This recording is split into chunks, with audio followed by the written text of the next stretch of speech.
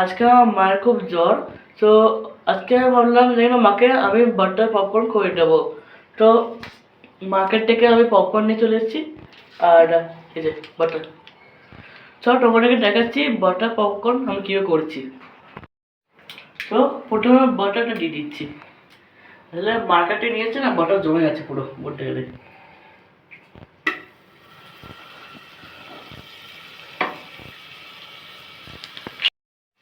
এরপর আমি কাটছি পপকর্নটা এর উপর দিয়ে দেবো।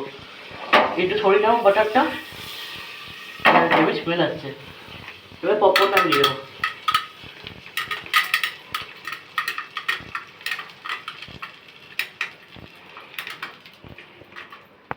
সবগুলো দিয়ে দিয়েছি, এবার ঢাকা দিয়ে দেবো সেফটির জন্য।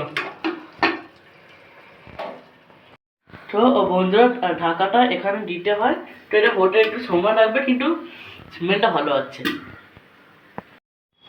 এটা যা ভেতরে ফুটছে, কয়টা দেরি হয়ে যাচ্ছে। এটা তোমাদেরকে দেখাচ্ছি, হয়ে গেছে, হেভি স্মেল আসছে। এবার ঢেলে নিচ্ছি আর মাকে কি সারপ্রাইজ করে দেবো। অনেকটা হয়ে গেছে।